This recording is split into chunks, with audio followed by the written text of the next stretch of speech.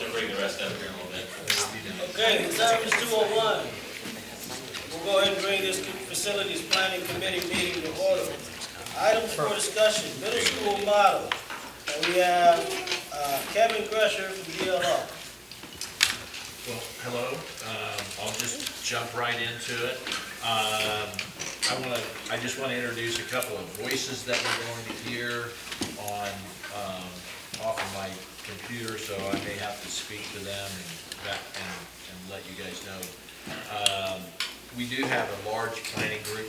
They're all around the country because we do planning all around the country. So Grace is an individual. She's in our LA office, and Jeremy is in our Sacramento office, and doing work all over the country. And some of the information that you see today were developed by them, and they'll help us present this, have this conversation. So I just want to start going through, and I'll remind you what we looked at before, what we ended up doing, and then geocoding students, and identifying where the buildings were, and identifying where students with IEPs and 504s, et cetera. Hopefully, on the larger screen, you'll be able to see some of this. We do have a paper copy on the way so that you can, we were still working on some of the stuff earlier today, so I didn't get it up to Gabe until about 1:30.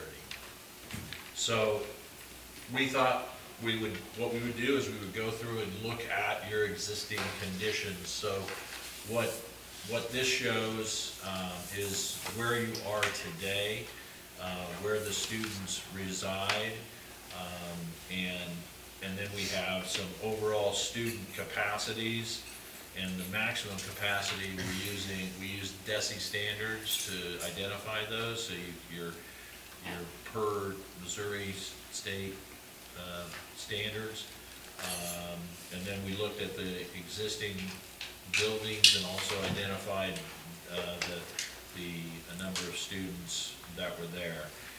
If you look at these buildings, which is not a surprise, that each one of your buildings, for instance, Rubidoux has 540 is its maximum capacity, and it's right at about 384. It's 384 today, or was this last year. And then Bodie and Truman, very close to the capacity, but just under capacity. And then Spring Garden, and just to remind everybody that Rubidoux is 678, Bodie's 678. No, that's not right. What am I looking at here? Oh, no, it's not 678. That's right. Those are zeros on the PC here. 78 is Bodie, and 78 is Truman, Spring Garden. So there is some room in Spring Garden, but that's just because of capacity of students in that block. So one of the things that we heard last time too was a conversation about if we were to use the existing middle schools, and what would be the next step would be to be able to have the kind of potential sports that you need. If you need a football field, a track, you gotta have a competitive gym, and if academics, you've got the space for academics, you'd still need these. So all we did was do a test fit. We said, if you needed a football field and a track, where would you put them? You can see that this is Bodie, and we looked at the land, and we looked at where it might go, but the big issue is most of these sites are very sloping around the building, and there would be a lot of land disturbance for us to be able to make a flat area for a football field. Bodie has probably that area outside, but it really is tight to be able to have a football field and track there. And at Rubidoux, again, where it would, what would it, or how can you make that happen? Well, the land that's down behind Rubidoux would be, have to be flattened and space found for that down there. Some of these, I have not been in a couple of the gyms, so I can't say, although we've got them laid out, I think you've got two that really are more competition and two that are not. Is that correct? Well, I'd say 3 that are and 1 that's not. Okay. Right, Robert?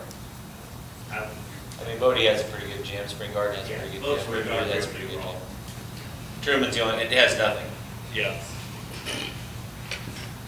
So, Spring Gardens, yeah, that's probably the biggest of all of them. And then placing it, again, that's down a significant hill, and there'd be a lot of land disturbance to make that site work too, even though there is a lot of site there, it is sloping. And then at Truman, either location is probably suspect of really being able to put a football field there. We'd be having to create some drainage that would go underneath that field to most likely make that work also. And in most cases, I think we ended up with an east-west direction for the football field, and north-south is preferred. So that gives you a sense of what you might do if you know, whether it was 3 or 4, that this would get you, these are the kind of things that you would maybe have to do. And then based on what you made a decision about, there might be some things that you want to do in the schools, depending on what you want to do with your middle schoolers, and what does that look like educationally. This is so Bodie, Rubidoux, and Spring Garden, you can see where those are. Spring Garden's got and Bodie, their gyms are specific to the middle school. So we created we started looking at this and creating scenarios of what would this look like again. If so, this is the scenario where we took and put 7th and 8th graders in all of the schools. So what you're seeing is we've put squares around the top and the bottom. So at Spring Garden and at Rubidoux, your capacities, once you take out the 6th graders in all buildings, your overall students at Rubidoux would be 282, but your capacity is 540.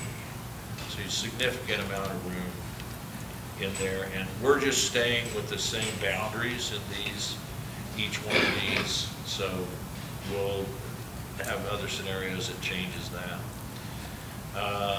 Then Bodie, you're really right at the maximum, and same with Truman. You're putting 7th and 8th graders in there, and you're right at the maximum for those 2 buildings. And again, down at Spring Garden, then, with the number of students in that boundary area, you're at 321 students, and your maximum capacity is 556.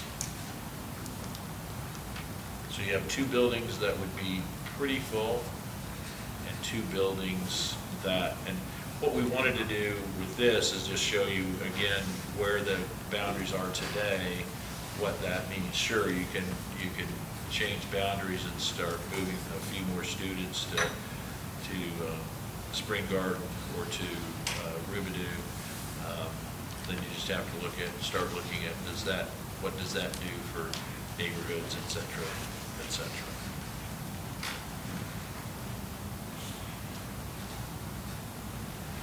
So scenario 2 is where we said, okay, if we've got some if we've got at capacity at 2 buildings and we've got under capacity at 2 buildings, what if you only had 3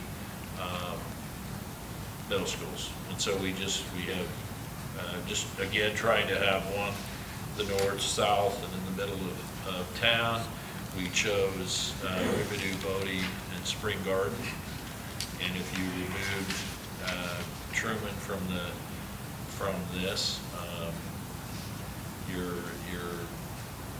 numbers then really start to push higher.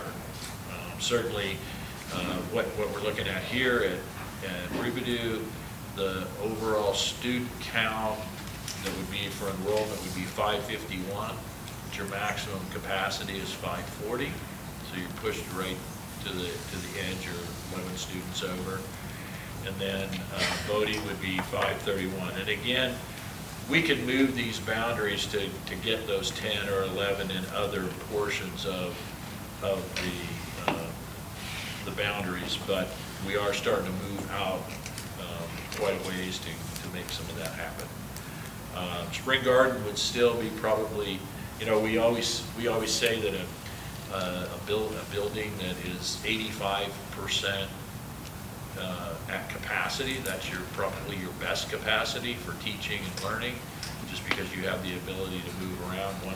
Once you get to the 100% maximum number, it starts to make the building just almost, it's not usable. You can't move around and do things. Teachers can't do other things than in their classroom.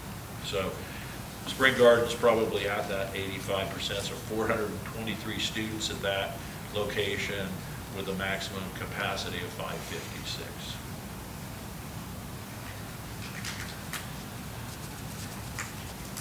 And most of this, what I'm trying to do is give you these thoughts, and then we're going to run through this, and we're going to give you guys the opportunity to ask some more questions as we go along. If there is any questions that you don't understand something, please go ahead and raise your hand so I can answer those without going back to slides. So this is looking at so if we took and put Truman into the mix as opposed to Bodie. Again, the numbers are at both Riverview and Truman are really a few students over their maximum number, and the same numbers down in Spring Garden. So part of the reason about thinking about Truman is the number of students that are on IEPs or 504s and the travel distances to their schools, trying to reduce just thinking about the travel distances for students. So here's just kind of taking each one of those scenarios, putting them together. This scenario 1 is what you already got. This would be, as you can see, you'll be able to look at these and realize, yes, we've got 4 middle schools that are under capacity in most cases. And then scenario 2, you can see we show in red the number of the capacity gap, if you will, so the number of students, who's enrolled, and what the maximum number is in those spaces. So we're saying 551 is the enrollment, 540 is for Riverview is the capacity. So we're 11 students over, 21 students over at Bodie. Scenario 3 is with 3 middle schools, again, a little bit closer in number of students. But all of these are based on 100% capacity.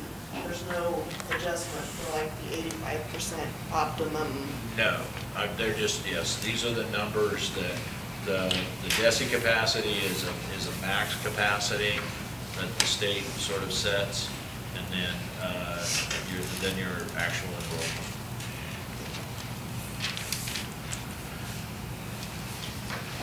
So, just for looking at this to show you, based on what we do a lot of times at the middle school level, we use 130 to 150 square feet per student to do some calculations. So what we've done is we've actually shown if you use these schools and you wanted to add the square footage, you'd be adding some very small amount of square footage, which would be cost per square foot just really, really high to do that, since the additions would be so small.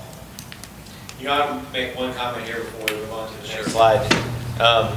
In scenario 2 and scenario 3, I like scenario 3 just a little bit better if you're going to have to do some adding on. I think Rubidoux is definitely one that can take that, and I think Truman could be taken over Bodie taking it, just in my opinion.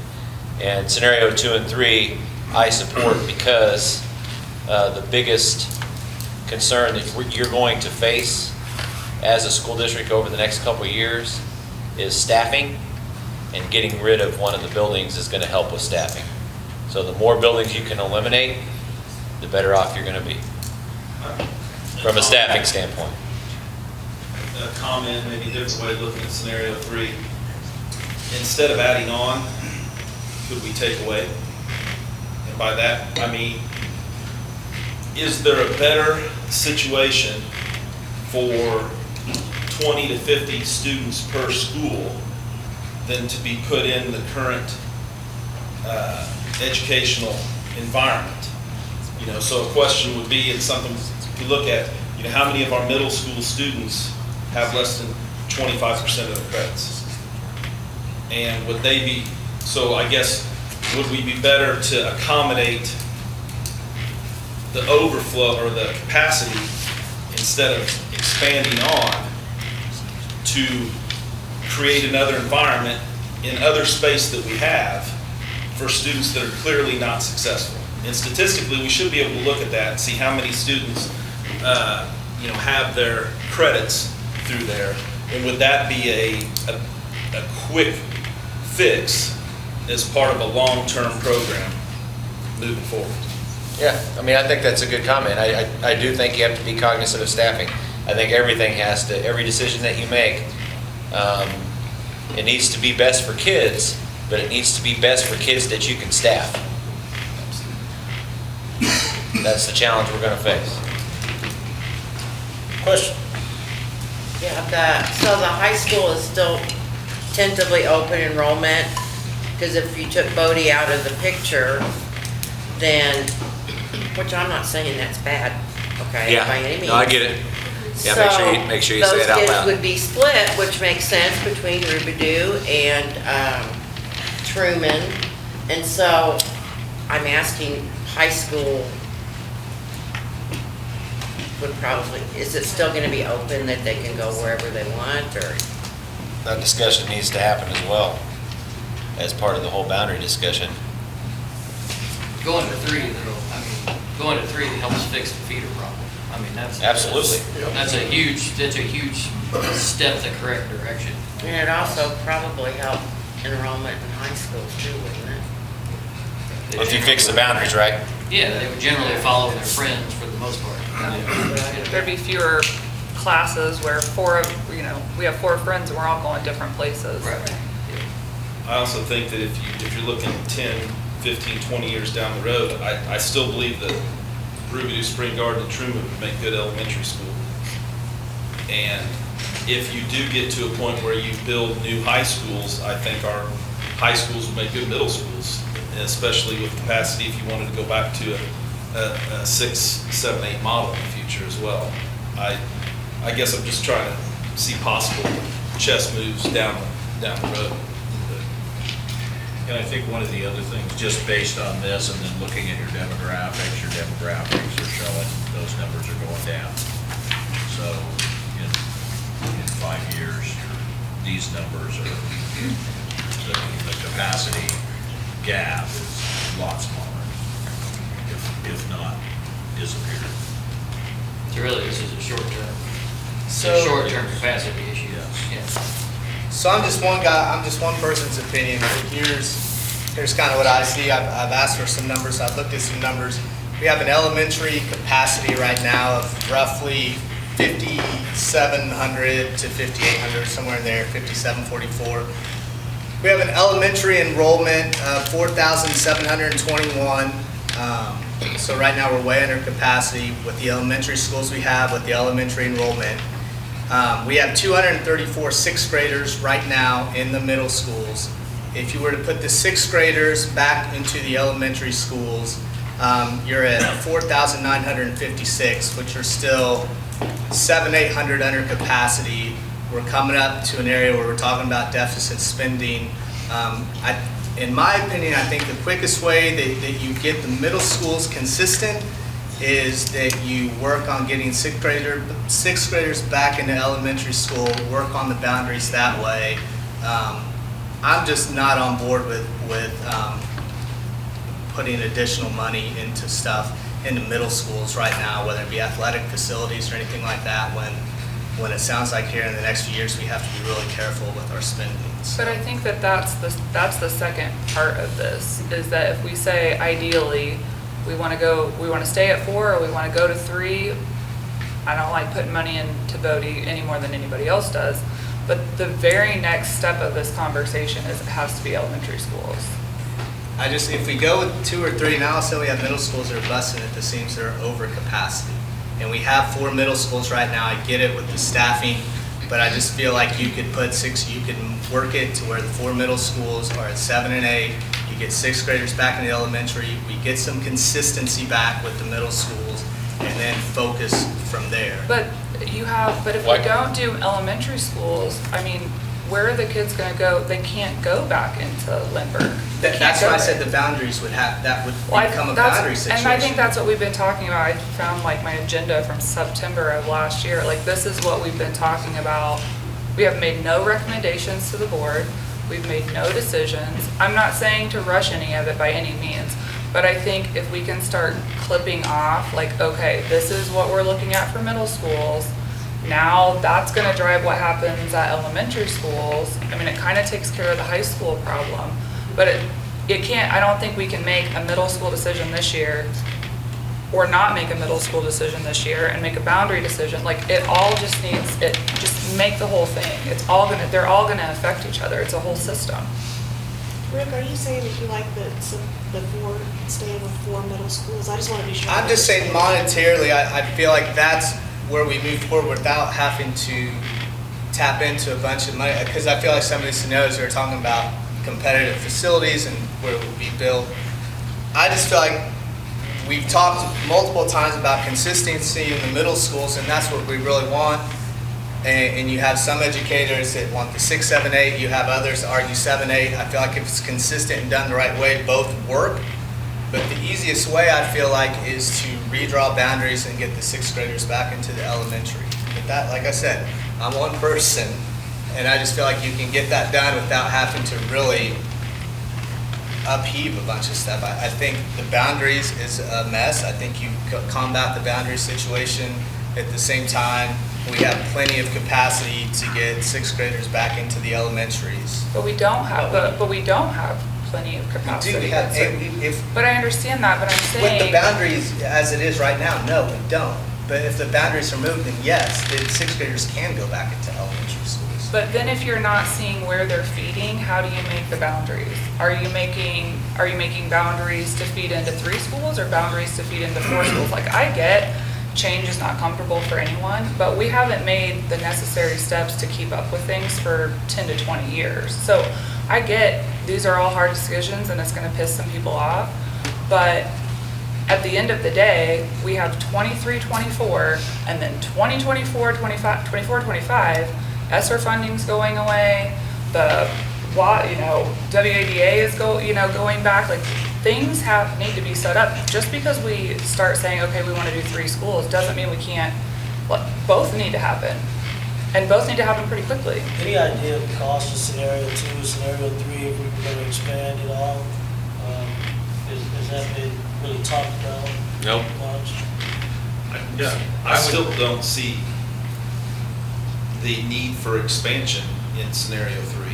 You redraw the elementary boundaries, the middle school boundaries. Yeah, they're gonna be full, Yeah. but I also think that with a declining population, if that holds for the next 5 years, why do you want to build something that's going to be empty in 5 years? But also, why could you not take 20 to 50 students who are clearly not being successful out of those environments and try to create an environment that they are successful? Why, I guess, Well, and this doesn't account for Webster either, right? If Webster's fully operational and, that I don't know. But I mean, there are lots of students who show up to high school without one single credit. And then they realize halfway through their freshman year that they have to actually pass classes to graduate, unlike being moved on.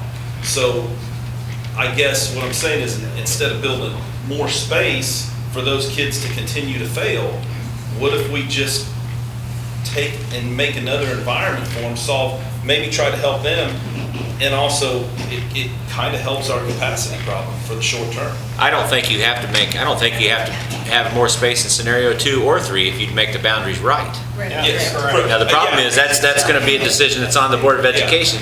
It's Now, gonna be once we close. present the information to make boundaries right, that's when the pressure's gonna be on. Doing the right thing is going to make everything work better. well, and I just don't think you can piecemeal and say, we're just gonna do boundaries now, and then we'll do middle school. No, we gotta do it all at It once. has to happen all at once, because it's all a system that's gonna run into each other. And I'm not saying we have to have the answer tomorrow, or even at the end of this meeting, but we need to get started.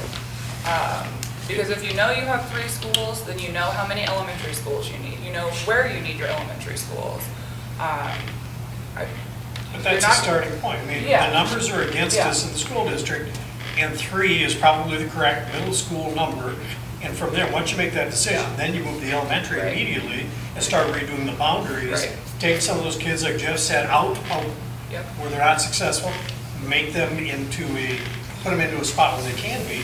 But even beyond that too, going back, look at the cost of maintenance of these schools. Again, I would offer up, is it Bodie or Truman? Which one of those is the higher cost? You know, there's things like that need to be considered too, because I know it is. But it's one of those things, it's all gonna loop together, but we gotta start with the decision. And I do think scenario 2 or 3, let's get this to 3 middle schools, feed it into the high school, then move into the elementaries very quickly. You can do the boundaries. Yeah. Sure, a couple of neighborhoods are gonna be upset, but you know what, in a year, it's gonna be normal. It's all. Well, you know, I've never heard anybody that goes to Bodie that's like, I love this building. It's so great. It's the oldest one, it's the oldest building in St. Yeah. Well, we can get, I don't want to stop your conversation. College before. Yeah. Because Go, Kevin, I think go. we have some more information here. Yes. That we can do some interactive, you can say, close these 3 schools, what does that look like? Close these 4 schools, what does that look like? So let's just get the elephant in the room out there. Let's just say it. We have 3 middle schools, so we're planning 10, 15 years from now to still have 3 high schools, because that would be the easiest feeder. 3 middle schools, 1 middle school, because if we go to 2 down the road, now you have 3 middle schools, now you have to worry about how that's feeding in. But you still If we're have, taking care of everything at once, yeah, so then we here's need my to deal. understand what's the I've- long-term plan. I've always said that I'm a 3 high school person. I will not say that I'm not. But what I will say is, if you get this under control, then you can work these, just because we're gonna make changes to these 3 say we're gonna make changes to these 3 buildings, you're gonna have to do something with Bodie. You can't just let it sit there and rot into the ground. And it has decent land, so maybe you do build a new high school there.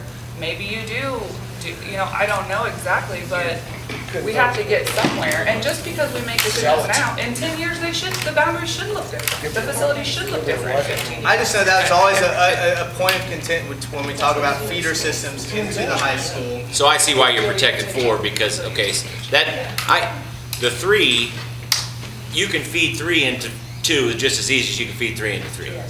In I'm my not saying opinion. that And I think administratively, I'm gonna speak for everybody sitting over here, we feel like we're a 2 high school system, okay? Now, how we get to that point, I don't know. I think this decision right here, 3 feeding into 2 or 4 feeding into 2 makes no difference. Okay. In my opinion, it makes no difference. And that is not like a deal breaker one way, in my Yeah. opinion. one Yeah. way, Well, and Rick, here's the thing too, is that if you go to two high schools, your current high schools will be available as middle school facilities, and maybe you go to two middle schools at that time. Yeah. Right. What's your capacity? And you may change your middle school model to Because you 6, have the 7, 8. capacity to do those buildings. Reduce your number of elementary. No administrators left. Okay, so we have more information. We just want to have this information on here because it is something that probably does start to, you'll start to think about it. Board members will have to think a little bit about this, administration. We're just showing students with IEPs and the distances of travel, trying to reduce that distance of travel for them. We've got a couple of other examples here, but Truman has the most students and almost double anywhere else. And But we decided last time that that's programmatic, right? Programming, we can switch the programming up to fix that problem. okay, so these are just the different scenarios of what that does, what that does to IPs, and you can change that. This might be something good for you to be able to tell as administrators that there's twice as many students at Truman in all these locations, but they're not traveling as far too. And that probably is why it's that way. That's the reason for that, set up like that for a reason. Okay, so here is I think what you guys have been waiting for a little bit, and this is the idea that, and Jeremy, I don't know if I can give you control and you can. You'll just have to stop screen sharing. Okay.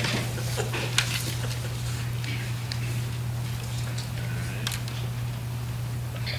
Let me know when you can see the dashboard. We can see that right there. Cool. I'm gonna let you speak to this. Is it very hard for you guys to hear? Okay. Jeremy. Testing. Everyone hear me okay? Get on the paper. Okay, just a minute. Maybe we'll bring I don't know if we have a mic that we can bring over here. Sorry, Testing. probably should have. Testing. Should I, Yeah, just a second here. okay.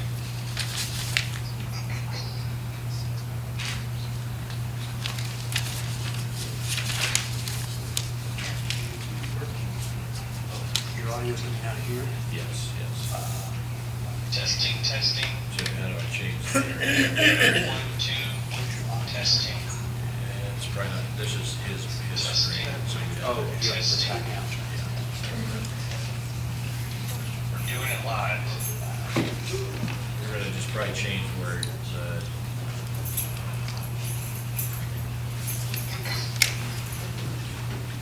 Okay, so you're in Zoom.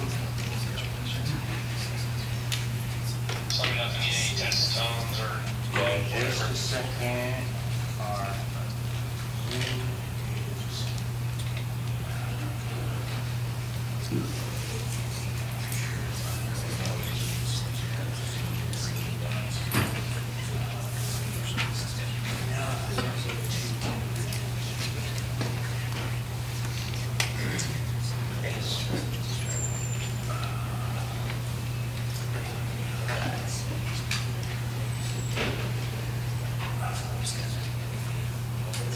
Now speak. Testing. Can you hear me now? awesome. We're good? Okay. All right. Now I have to. Technology is wonderful. Every side, everyone look away, look away. Sharing, so Yeah, try screen sharing again because it's not sharing. can you, I still should be, but I can stop it and start it again. Let's see here.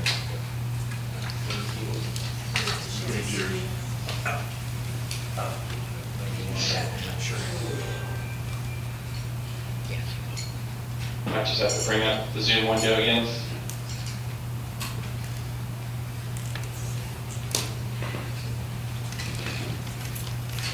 I don't know how we got with I'll stop and start again, see if it helps.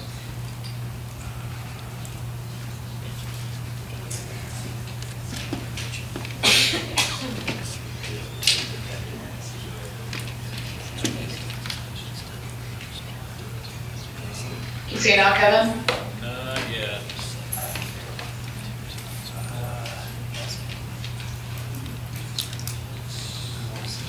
Yeah, well, we want to see the PowerPoint, which he's going to take control of. Yeah, I'm screen sharing on Zoom currently.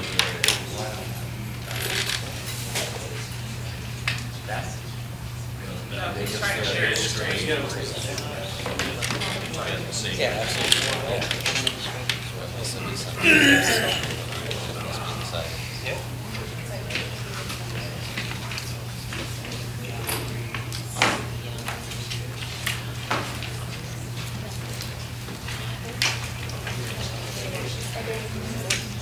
Grace, you can see it, right? Almost Yeah. there. Okay. Should be like a white image, St. Joseph, some of those. Yeah, that's it. I think we got it up. Got it? Good job. Great. Okay. All right, so what we're looking at here is the dashboard, Power BI dashboard. And just a couple of disclaimers right off the bat. We're excluding high school data, so metrics you see here exclude high schools because I believe the focus is kind of graded below. And it lets us kind of simulate the future of all those schools. That would include 8th grade and below. In the top right in gray here is what the district is, so it's kind of what's in the existing state. We've got this enrollment, we've got this many schools, again excluding schools that we thought were high school, and that DESI maximum theoretical capacity number, basically how many seats potentially the district has. And then I thought it might be good to also just throw in there that 10-year projection enrollment number that kind of tells us where the district is going. All these in gray here don't change. But what's cool about this dashboard is, like I said, it lets us kind of simulate the future of every school individually, make a few decisions for each campus. So on the left here is a list of those schools. That would include 8th grade and below.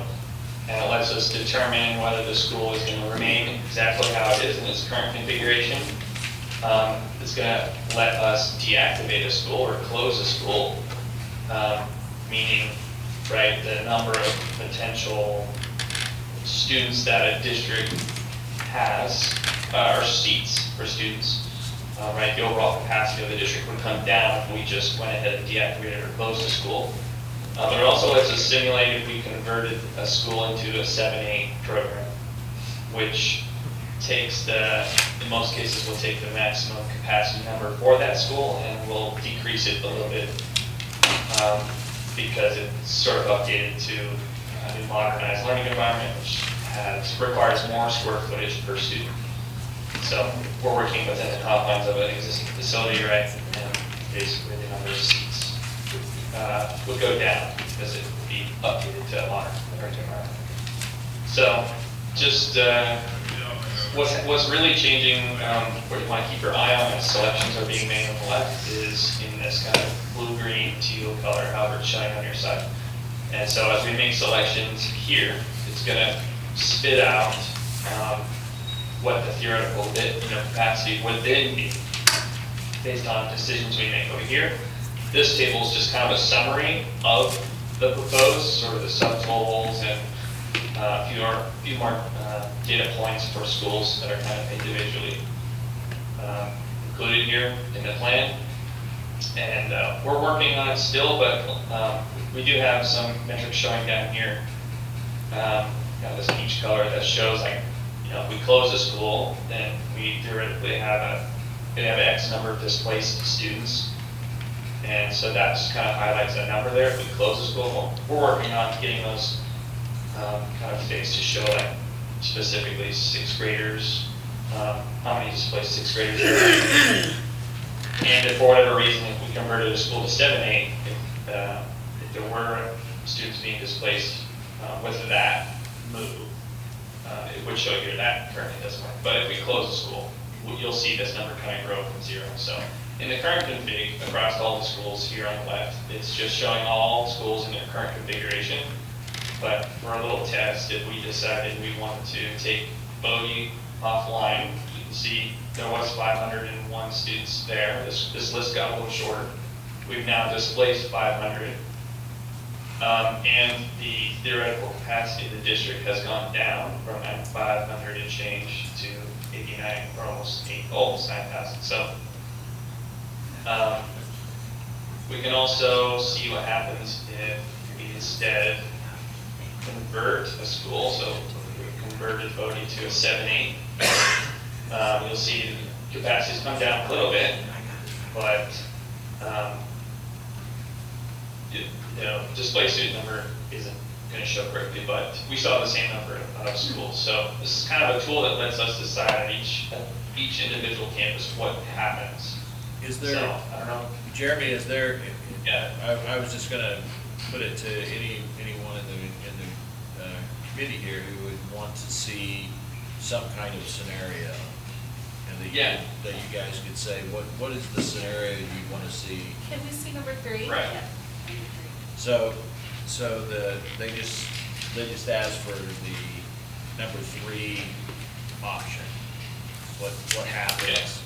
So that means we're making 7/8 out of Truman.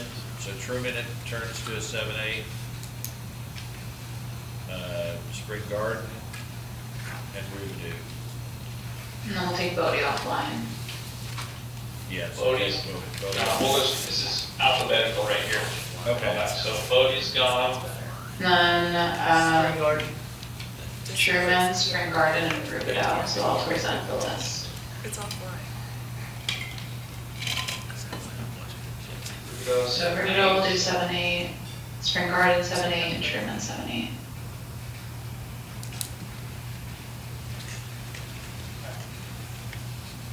So Now we have 501 sixth graders that are at 2 locations.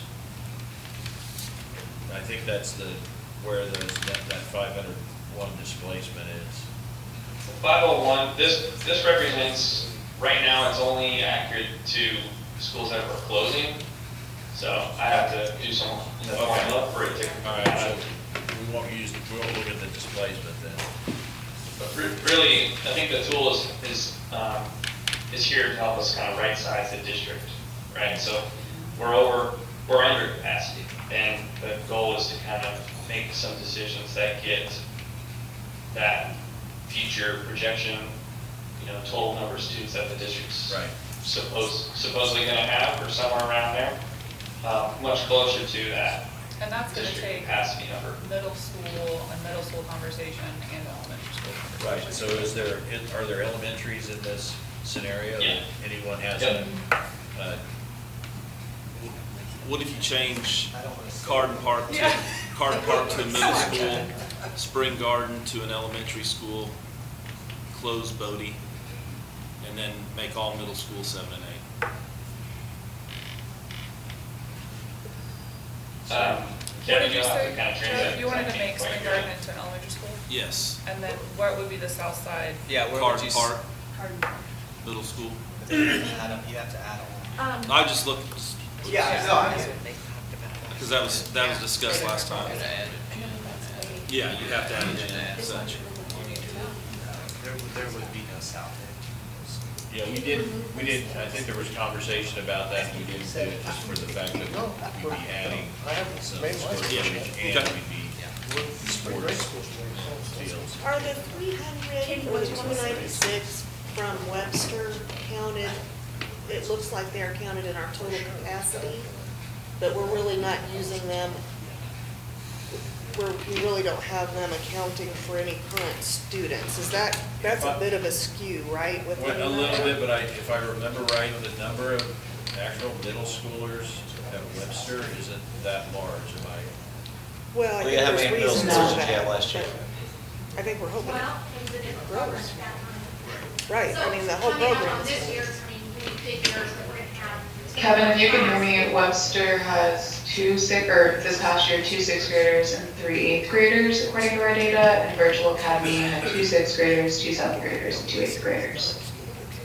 That's not right, it's to that. That's not, I swap from 20 to 30. there you go. Okay, so there is 20 to 30, which might be close to that. No, what she's No, talking about is the but I'm just saying 296. we have 300 kids accounted, we say we have capacity of 300 kids, but that 300 is in Webster. As a traditional elementary, it's a 300 capacity. As its current format, I don't know if that's, And it skews it a little bit, I think. Is that correct in 300 saying- number. Say that again. like, as an elementary, Webster's capacity was 300. As an alternative school, That will not be its capacity. that would not be its If capacity. the direction that we're going would say we're gonna have small class size, then it can't be at that capacity. Okay, so We're gonna ju- stick to that small. Yeah, so that could be off 150. I'd say that's exactly what it is, 150, right? Correct. Because we're talking about 10 per grade level? So that's, just a little bit to clarify Just a little that. tweak to Yeah. the number is we're Mr. looking. Kevin, Uh-huh. can we look at it if you removed an elementary school, and let's just choose at the beginning at the top, Bessie Ellison hypothetically. Okay, so take out Bessie Ellison out of the mix. Out of this current, Yes. Yeah, out of that Selection. current scenario, because we've got middle schools. yep. So I just removed it, and now theoretical capacity is at 8. And, Kevin, usually, districts want to shoot to be at a capacity that's 10% more or somewhere around there. So, Yeah, so right now, the total enrollment from last year at this, at these levels was 7,700. yeah.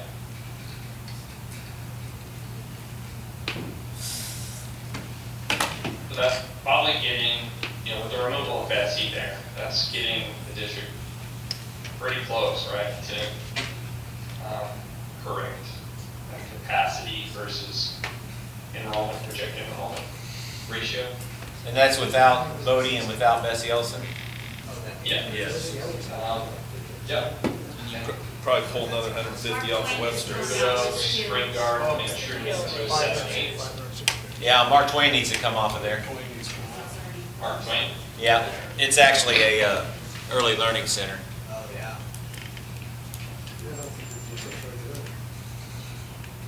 Okay, so now we're at 77, 8. Which is And basically. if we take 100, Right yeah, now. and if we take 150 out of Webster, that number drops to 7630. So now we're right at your enrollment now. I don't know, would your total enrollment have had Webster kids in it? No, they're actually accounted for at the building. Capacity number. So they're actually Central students, Benton students, or Lafayette students that go to Webster. Is that correct, Leah? Right. Yeah. Okay. And here would affect the district's capacity number, but you won't see that 100 or whatever the enrollment is there, show up as displaced. But you'll see you would have that without those. So in this scenario, we're saying there's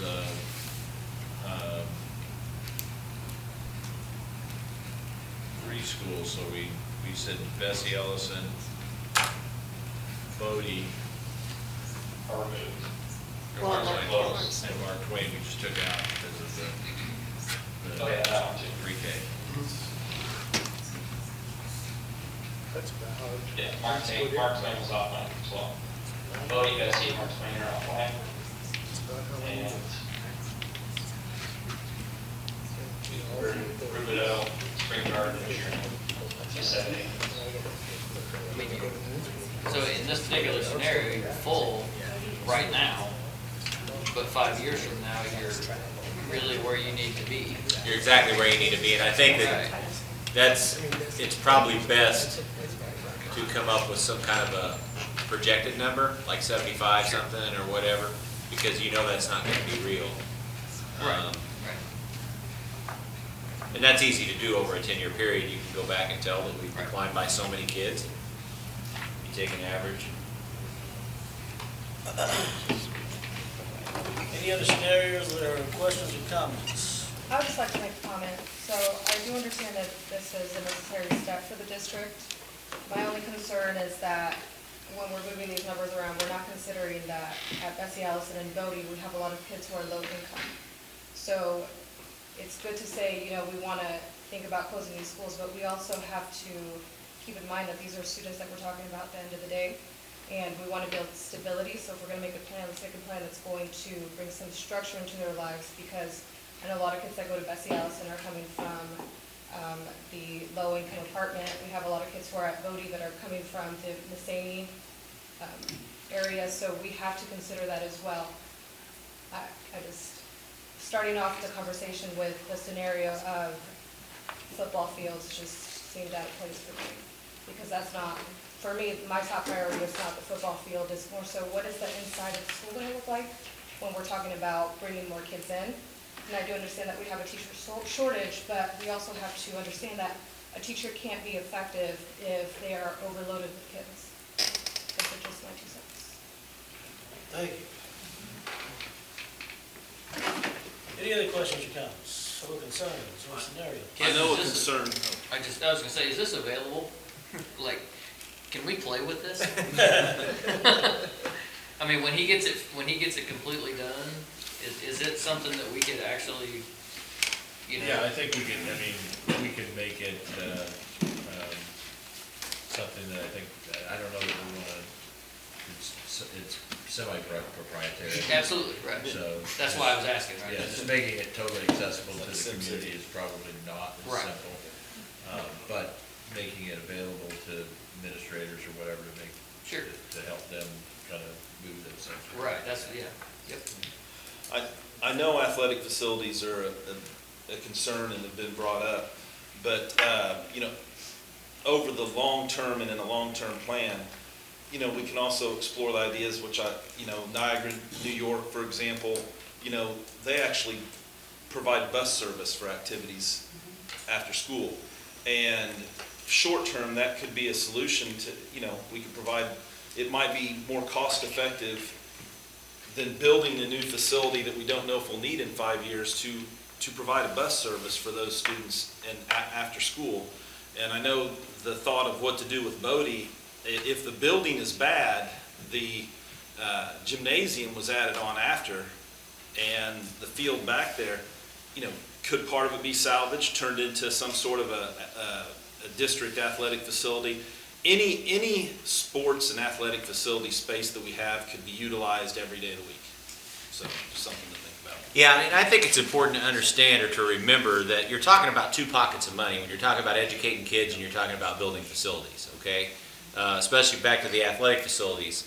The athletic facilities, that's not taken away from anything that you're doing from educating kids, because it's coming from it's coming from bond issue dollars, which you have $85 million of no tax increase bond issue dollars. So if you choose to just let those sit there, that's perfectly fine. But if you choose to invest those into something that you feel might be an attraction for somebody to come from the outside, I think that's what you need to be doing with the $85 million. So I think it's important to understand that you're not taking away from educating kids because you're talking about putting a football field. And just to be clear, that wasn't what I was referring to, it was starting the conversation off. Yeah, I get it, yeah. Which is kind of, for me, out of place, because we're talking about possible expansion of the facility. Yeah.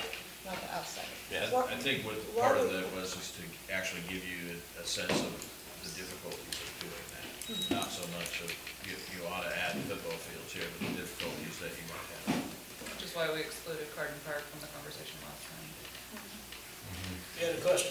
Well, I more wanted to, we have a lot of folks back here that do you guys have anything to say about any of this? That you're willing to say or can say? I mean, obviously, that's, I think, why you're here, because you're passionate about it, and too, because you know a lot about what this would mean. Well, is the process, what's the process gonna be? I mean, I would assume, because you guys haven't seen, you and your staff are seeing this for the first time Yep. too. So the staff still need to go, and not just the admin, love you guys, but, you know, the building staff need to have conversations about it. And they all need to gather in. I don't know what happened before where the Lindbergh thing happened. I don't know exactly how that occurred, but I think we have to be really, really careful as we go forward. I want to make decisions and I want to do good things and I want change and all of those things, but I also want to learn from our mistakes and say, to the best of our ability, how do we make sure that we don't do those things again as we go forward? And I think we have to be sure that those voices are Somebody had something over You had there. a question or comment in the back. Chris?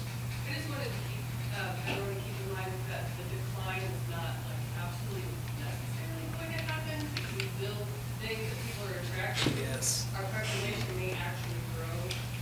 So Wow. every time That'd we be say awesome. it makes my head spin around. So we make these choices by not upgrading our facilities to not be able to have growth. And us not having a growth mindset with this information is just insane to me.